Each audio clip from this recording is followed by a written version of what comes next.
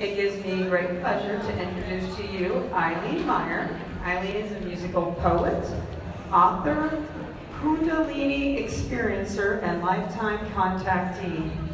She learned to write, produce, and edit TV and radio ads, documentaries, and instructional videos, and was employed as a voiceover artist for dozens of media projects. Eileen has experience as a volunteer with hospice and end-of-life care, and that occurred in Encinitas, California.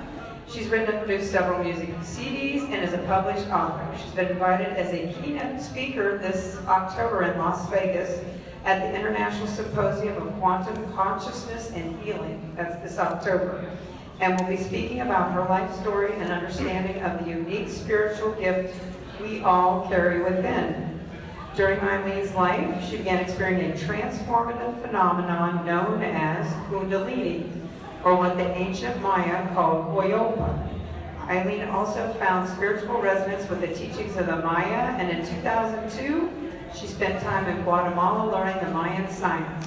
This enhanced her earlier 3 years of study in energetic healing by Dr. Michael Mamas and the School of Enlightenment and Healing, where she learned that her natural gifts were intuitive healing touch, empathic soul reading, and translation of high-frequency intelligence into words, sound, and music.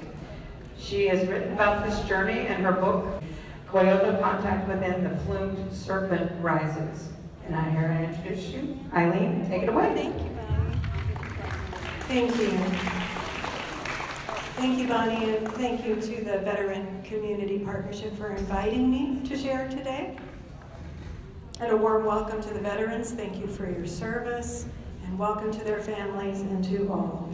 When I was a little girl, I had extraordinary experiences. Well, they were ordinary to me because it happened all the time. In the sandbox, down by the creek, and at night when everything was still and quiet. It was only later that I realized I was different when it kept happening. But I noticed when I spoke of it, it made people uncomfortable. And then it was much later in life, recently actually, that I realized I'm not really all that different from anybody else. In a felt sense, I simply remembered something that most of us were encouraged to forget. It's easy to do when you're born into a culture that over time has devalued our feeling instincts, the artist, the essence of the feminine, and the natural world. So yes, I'm speaking about mindfulness today, and it's through the lens of the feminine. I encourage you to relax, breathe deeply, and feel what I'm speaking and singing to you now with the presence of your heart. Did it work? Great. Maybe I had a little help from the angels? I don't know. You see, this presence wouldn't let me block it out or fully forget what I was connected to beyond this realm, beyond everything that we are taught to identify with here, and what we refer to as life. I'm quite aware in today's world I could be diagnosed with some form of mental illness and placed on meds. Instead, what I remembered is that we are connected to something so wise, so loving, so powerful, and so natural that to me it seemed insane that I never heard others speak of it. In fact, I spoke about it as a child, and I was hushed, called crazy, and told to keep it to myself. Yes, I was told to keep a huge feeling of love, my expanding heart, and my truth to myself. Why would this be? As I grew older, I learned that most of us are encouraged to reduce our light, our imaginations, and our magic to build stories and images here. Mainly it was to generate revenue streams and to fit into the landscapes of life, well, that had been provided by what was deemed acceptable in our families, our school, religion, politics, etc. Even so, as a result of these visitations over my lifetime, it was like I was re-entrained to our natural state. When I am very present, I can still feel the truth that lies between the lines, the approved scripts, the ones that had been provided by our culture and traditions that we're asked to follow at all cost. Do what you're told, do not question. In my world, the last thing you would want to be perceived as is gulp, different. So today, my message is, it's okay to be who you are. So what if I said I could talk to the trees? And what if I said it wasn't any dream? It's as real can be. What if they said, open your eyes? What if they said, it's time to rejoin the circle of life?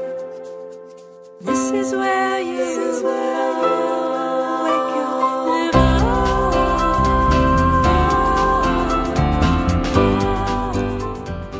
Our parents, for the most part, were looking out for us. They wanted us to survive, thrive in the world, and perpetuate the family tree. But what if we simply could not fit within the given boundaries of existence? What if we really were and are different from the norm? And what happens if we discover we are far more than what we were told? Now, before I proceed, I'd like to make it very clear that what I share today is primarily from my own experience. I use quotes from others who have also translated these experiences in their own unique way to help validate what I'm sharing with you. From those well-known mystics and scientists who we are taught to respect as the only authority on these matters. I am supremely happy to have the outer world validation, but I didn't learn any of this from books, online, or just from what we call or refer to as authority. I'm very grateful for all of these sources and walks of life, but my information, my truth always comes from inside, a wordless place, and you have this too. It comes from a felt experience with a higher power, one that I can feel in and beyond my physical body as a magnetic field. For me, knowing information arrives through light and sound energy. No more time to pretend that we are not a part of everything. There's no more time to be something other than who I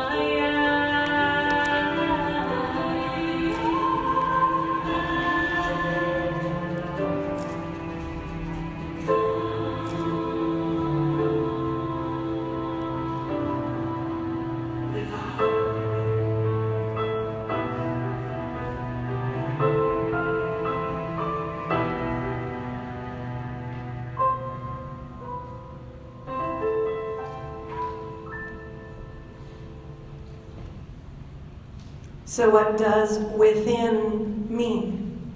Is it within my brain, my heart, my gut, my DNA, my inner soul? Yes, all of it, and more. And you probably haven't heard of anything like this unless you've traveled or read the Eastern, the Maya, and even some Western mystical teachings and philosophies. Within that context, it's the great saints and gurus who experience it, and then we put them on a pedestal, and we're lucky to hear about their glimpses of the divine and hope that maybe one day, far into the future, it could happen to us. And then we will have arrived enlightened.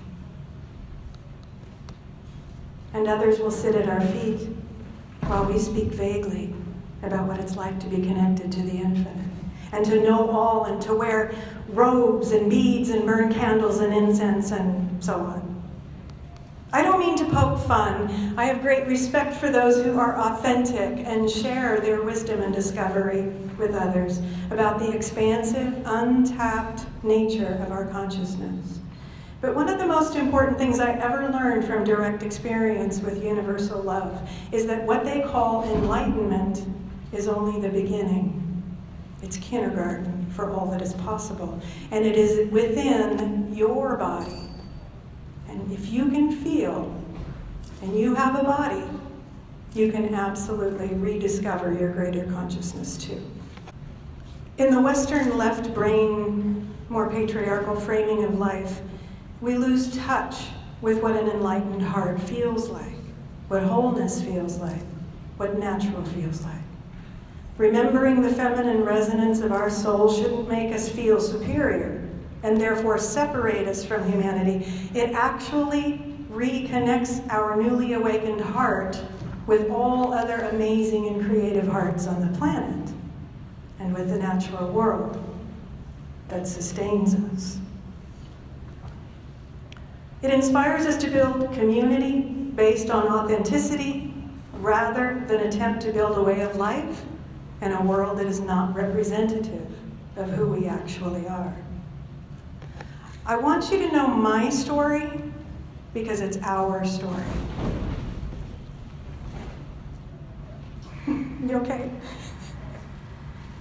I know beyond a shadow of a doubt that there is something so special, so beautiful, and so loving within us all. So why can't we just feel and know this directly right now? Well, if we really gave it our full attention, we might find that some of us can. Others may take a bit more time, patience, and devotion. The devotional part is not one of projecting your love and worship out onto a master, a religion, a book, a philosophy. These things can inspire and lift us up, but ultimately, sooner or later, we all meet our Maker within.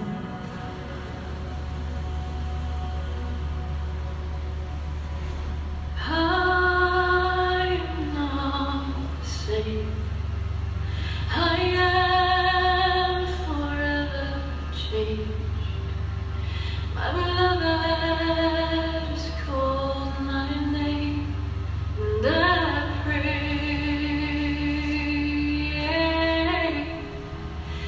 His breeze swept through my door to seize my breath this morn.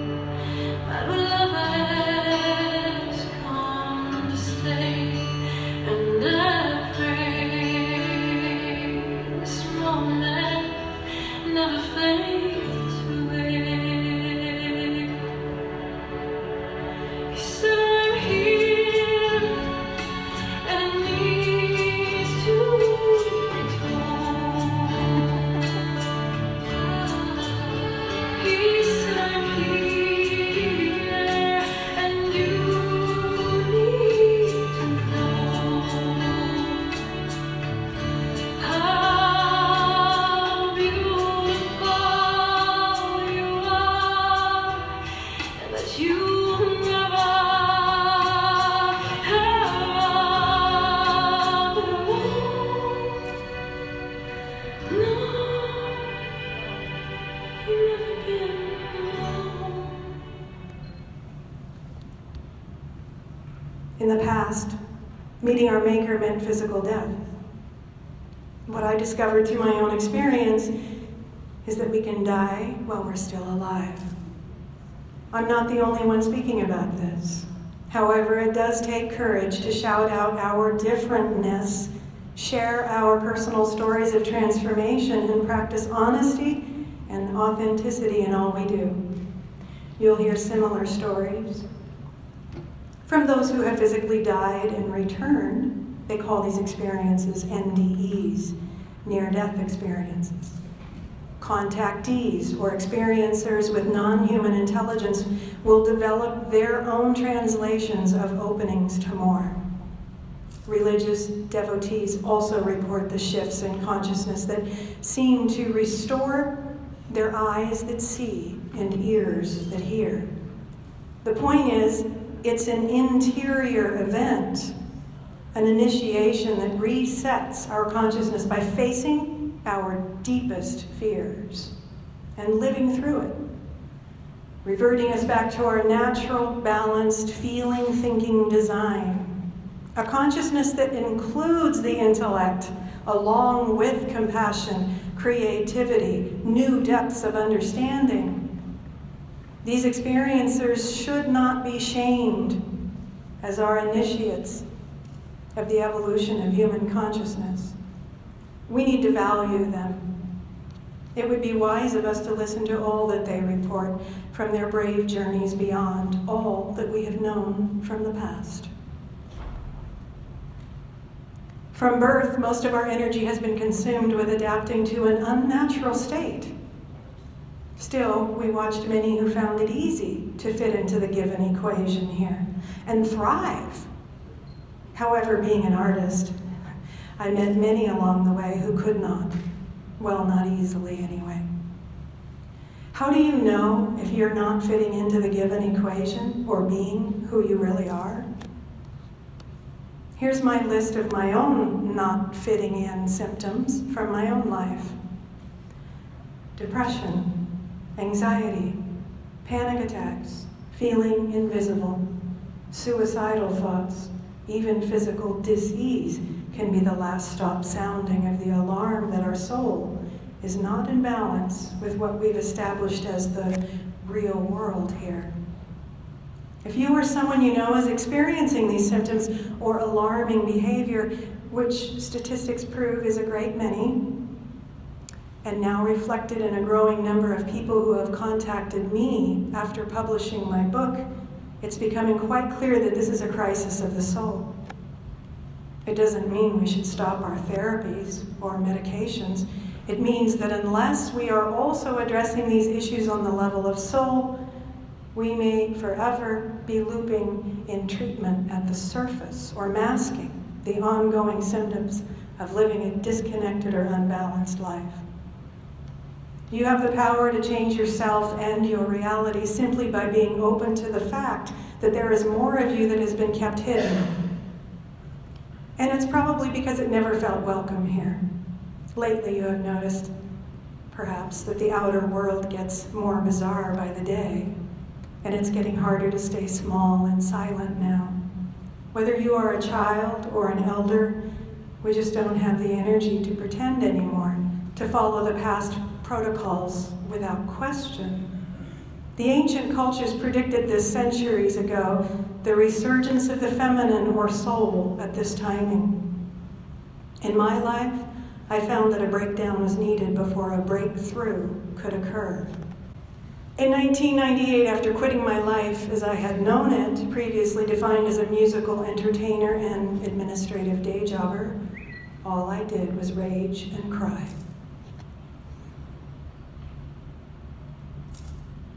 Directing my tantrums and ultimatums at the God as defined by my Christian Science mother, I persistently threatened to take my own life. What other option did I have? I had decided that as a freak of the unnatural world, I held absolutely no value, no purpose, and no reason to continue. What's one of the first things we can do to alleviate the confusion, the pain, and the suffering? Feel. Feel it all. And speak it as honestly as you possibly can, all by yourself. There's no reason to fear any of it. Acknowledge it and release it. Trust me, as soon as one feeling is seen, felt, and released, there will be a rush of more feelings to get in line to be felt by you. This is a practice that I was taught by angels, if you will, to rediscover the truth of who you are. I did this back then, and I continue today. Trauma therapies were also hugely effective for me in releasing the past and creating these new openings to more. It's very easy to forget our connection to the divine, mostly because everyone around us has been indoctrinated into the acceptance that we utilize only the cordoned off part of roughly 10% of our brain. The more perplexing data, though, is revealed about DNA. Scientists have reported that 98.8% of our DNA falls into what they have referred to as non-coding or junk. What I found was I followed the practice that I was given from within, and I noticed that when I spoke honestly and I practiced innocence, I don't have to know the answers. I don't have to know anything. I just need to be honest about what I'm feeling and speak it. It started to generate a magnetic field around me. And I learned over time that the universal language of the cosmos is feeling and knowing. I only began looking into all of this because I was discovering with my own body and consciousness, with whole brain perceptions, the pineal, the pituitary, the magnetic feelings, I needed answers. Following the mystical experiences, I instantaneously saw more, felt more, and in an effortless way, I understood more. It's almost like the energy or resonance from this presence literally filled in the blanks. Researching others' work in the studies of human consciousness excited me to no end. I discovered a Taoist master, Mantak Chia, and he said something that I can't read without my glasses.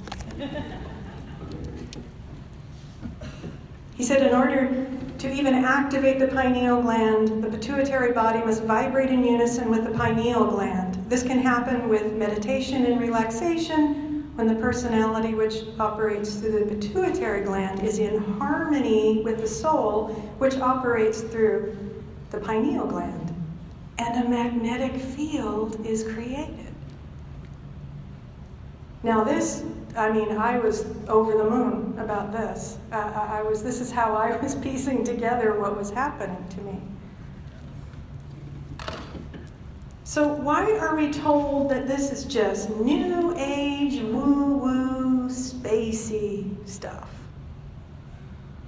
It's socially acceptable to laugh it off, I know, because so many of us are taught to devalue or avoid our feeling nature from day one, or to stuff our feelings and push onward towards the elusive happiness and success that comes from a cold, compartmentalized approach to life.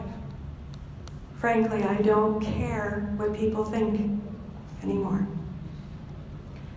This is too important to remain silent. Overall, our unique and whole blueprint is designed to think and feel and to be interconnected with all life on Earth and beyond. So I'm curious now. What are some of the things that you've been told about feelings in your life? I encourage you to go back as far as you can into your childhood. Do you remember what you were told about your feelings in your home life as you grew up, and then in school, and then in the workplace? Was it welcome? Was it encouraged? Anybody have a comment on that? Do you remember if they were squashed? Were they squashed? Bonnie says they were squashed. Anybody else? Is there anybody in the room whose feelings were encouraged? Okay, we have some youngsters over here. You look young from here. See how few people there are that where feelings are encouraged. Well, that's not something to eliminate or to ignore, because in my mindfulness approach, it's ignoring our feelings that causes the anxiety. So are you game to do a little exercise? Yeah, okay. So what I'd like to do, it's really simple, and because I just don't have a whole lot of time, it's just going to get you, hopefully, to have a tool to use when you're feeling anxious, or you just need to center or be present, or as they say, mindful or soulful. So let's get comfortable, feet planted on the ground if that's possible. So all we're going to do is just breathe in from the bottoms of our feet and bring that breath all the way up to your heart. Higher if it feels like it wants to go higher. But what I'd like you to do is then release that breath with a sound.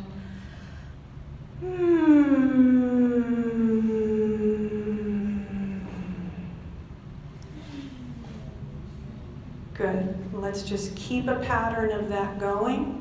And I want you to start being more conscious of your heart activating. You'll feel it to start to vibrate and get warmer.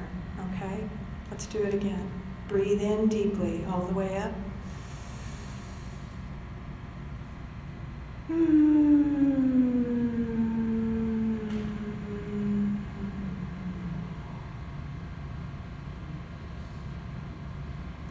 And then wait for a feeling. You would continue to do this. And when you feel something, anything, it can be that your toe hurts. It can be that you feel like you've just, remembered why you're on the planet. I mean, it can be a whole range of feelings. But don't think, feel. So what you do, what I was encouraged to do, and I practice this and teach people to do this now, is say it out loud. Does anybody want to say a feeling out loud right now that's accurate, authentic to what your heart is feeling? Okay. Peaceful. Peaceful. That's a great one. What did you say, Christine? Warm. Then you just keep doing it and keep asking yourself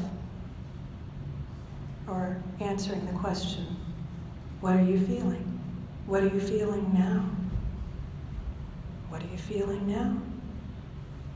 It will start to unravel and you'll start to feel space open up and you'll gradually feel more and more at peace. And if you say something that is not accurate, your body will let you know. You'll feel like a little, that doesn't seem right. It's like you start to attune to your physicality, to your heart. And this is how we get our instincts back. This is how we know what we need to know when we need to know it. Obviously, this is a very brief exercise, but this is something that you can do. Try it instead of your normal meditation. Try this and see if it doesn't calm you faster than trying not to think. Okay? I can answer any questions that you might have now. I wanted to say again that I do have books and CDs over here of the music. I'm going to play one last song if after questions, if you have any. And I want to remind you again, I'll be in Las Vegas in October for workshops, a far more extended workshop than what just happened here, about how to practice this Koyoba meditation and mindfulness. Any questions from anyone? Or are you just ready to go home? And see, there's an honest feeling. I would have totally appreciated that if someone yelled out, no, I just want to go home. Thanks for your honesty. Okay. I'm going to play one last song here, and I thank you so much for listening today, and I hope to see you again. Oh, question?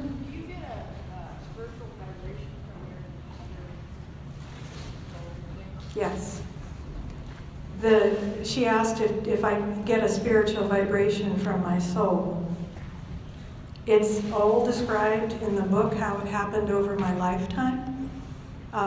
So the answer is yes, and I am a guinea pig, I think, for humanity, because we all have this, and it's been told to me repeatedly that this is within all of us. It simply needs the attention, the heart attention, to reconnect with it. I wish I could talk more about it. Thank you for that question. Thank you.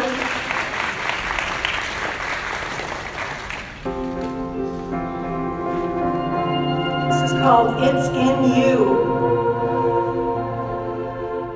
Dear God, I was wondering what day you might be coming home. We've missed you, but we're doing the best we can with what we know. I gotta say though, if we looked at the past, and even if we looked ahead, we'd see a mix of the good and bad. But could this be all there is? 'Cause what we know is everything we've been told. So what are we supposed to do? Dear God, I want to hear it from you. She said, hey, thanks for calling. There's no time like the present to wake up to heaven on earth. This is it, this is the truth. There's no need to worship what already lives in you.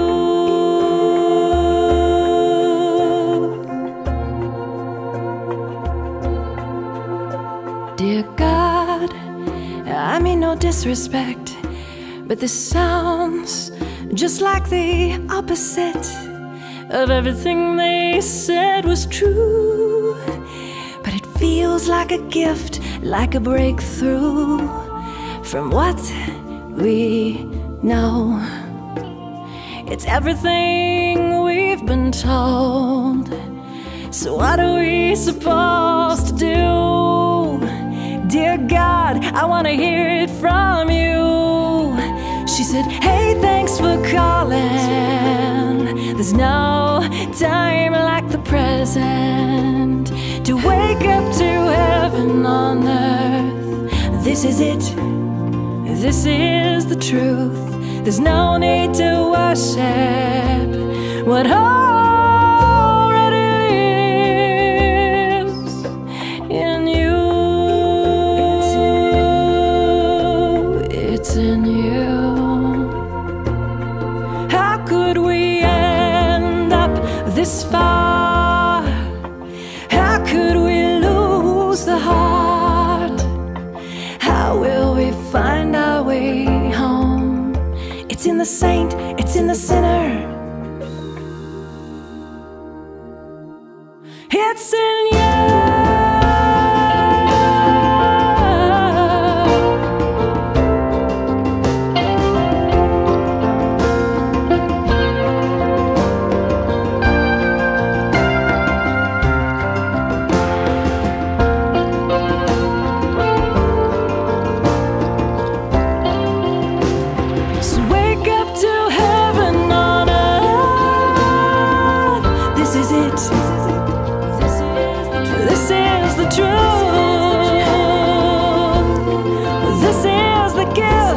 The breakthrough, and there's no need to worship what